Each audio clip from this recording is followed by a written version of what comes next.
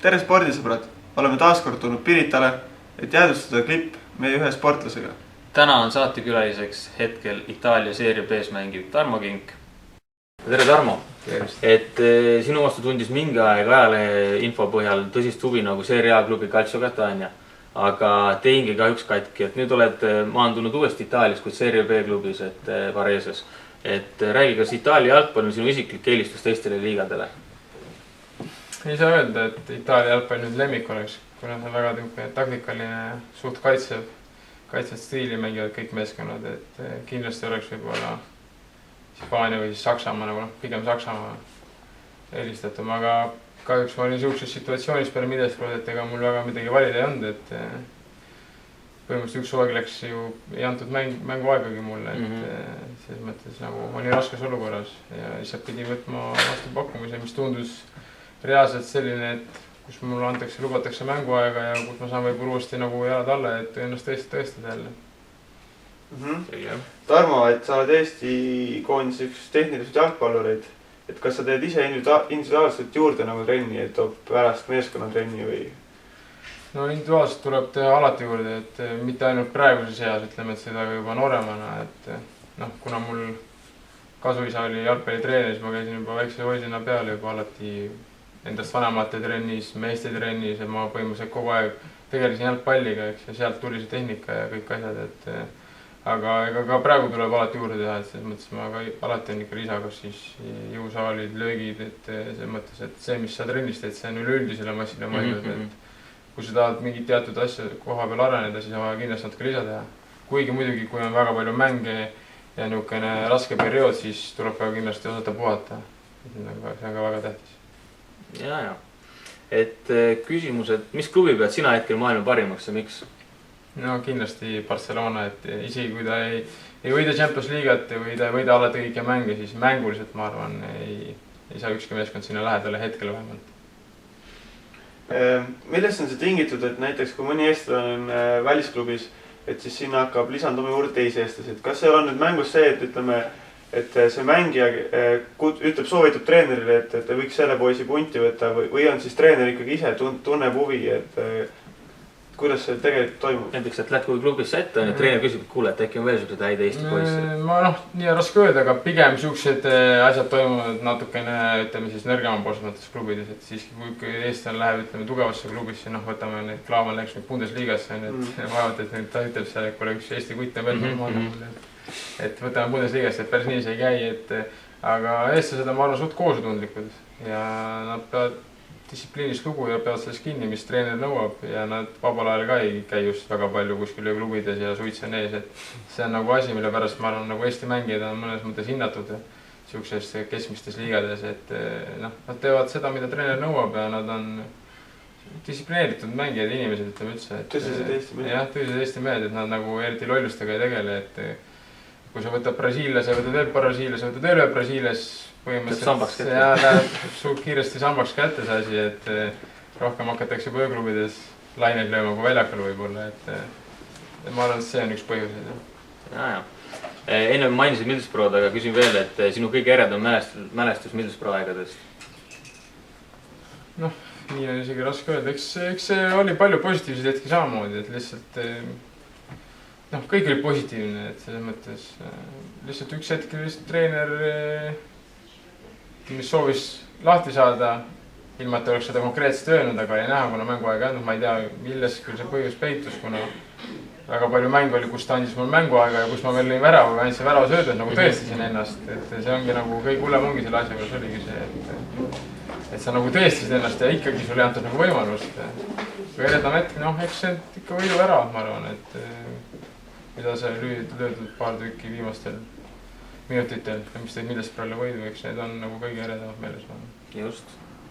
Aga mida teeb praegu sinusse uskunud ja sind omal Middlesbrough'sse toonud tollaimne peatreener Gordon Strachan? Kas suhtlete veel? Ei, niimoodi ei suhtle, aga nii palju kui ma tean, siis ta on Sky Spordi kommentaator. Kommenteerib siis jalgpallimänge, Euroopa liiga mänge ja ma ei tea, võib-olla ka mõnda Inglismaa liiga mänge. Et kus klubis ta ei tööta? Ei, hetkel ei tööta. Ma arvan, et ta vist ei taha kinni pea minna kuhugi.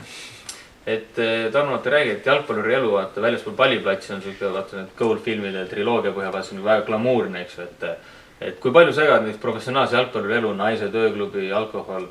No sõltub palju sa tahad, et nad segaksid sind, et selles mõttes, et minul on töö, koju, puhkan, et selles mõttes mul ei ole kindlasti, et ma võib-olla käin aastas ööklubis 3 korda võib-olla heal juhul, et selles mõttes noh, väga harva, aga kui sa tahad, et nad sind segaksid ja oleksid naised ööklubis iga nädalavahetus, sa võid minna, et keegi ei pane kätte ette.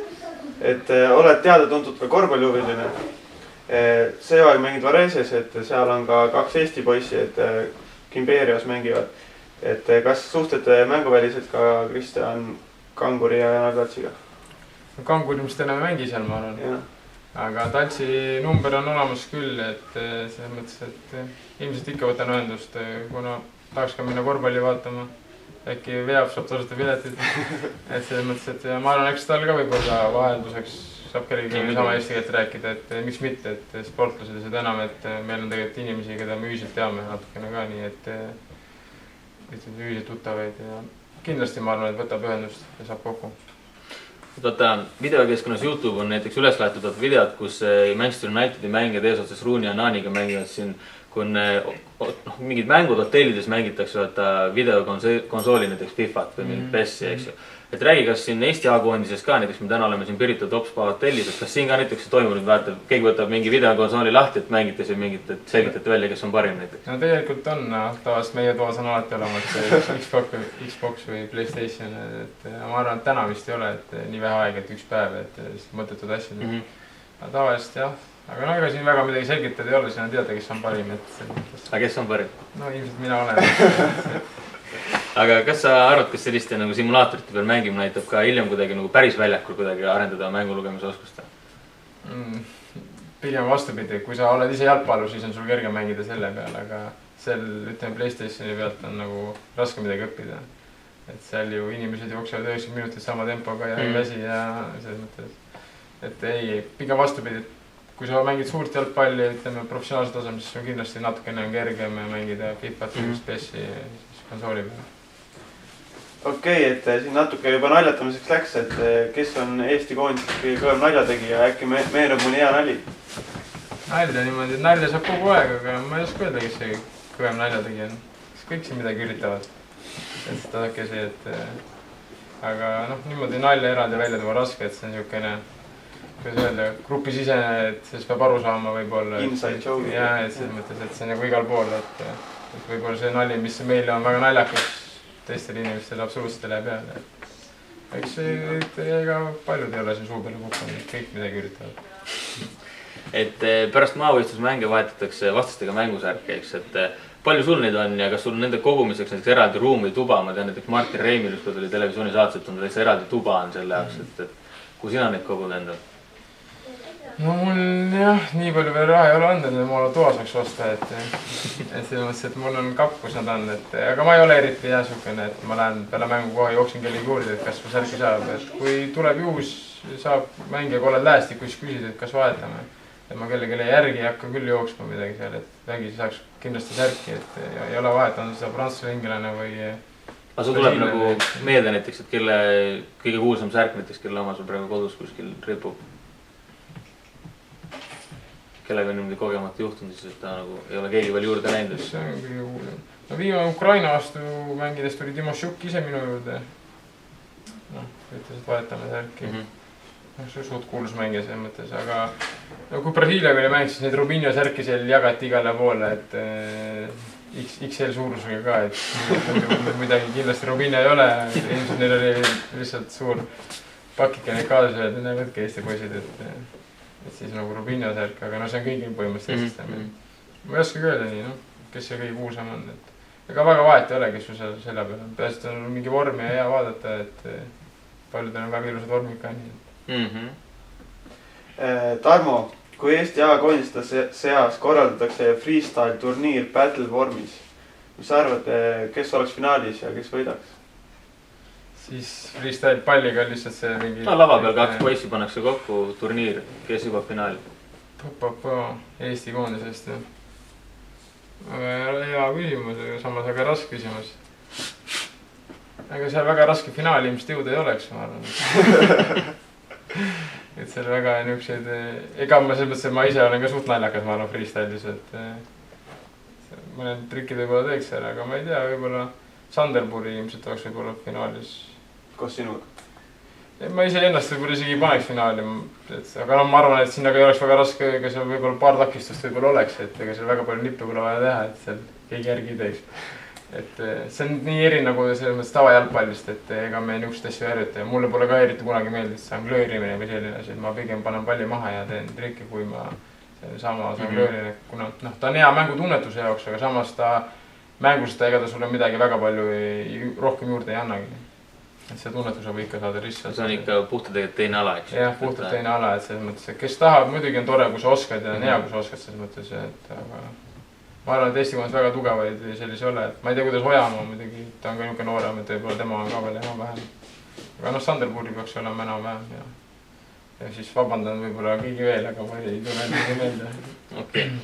Ja küsiks viimase küsimus, et kas sa kuulad ka enne mängu mingit sükest motivatsioonimuusikat ja millised on nagu top 3 sükest motivatsioonilugu nagu sinu playlistis? Ei kuule sellest, et väga paljudes reetsruumides on lihtsalt keegi paneb iPadi peale ja käib see mush, mis käib, et selles mõttes enamus on rap või hip-hop siis on ju.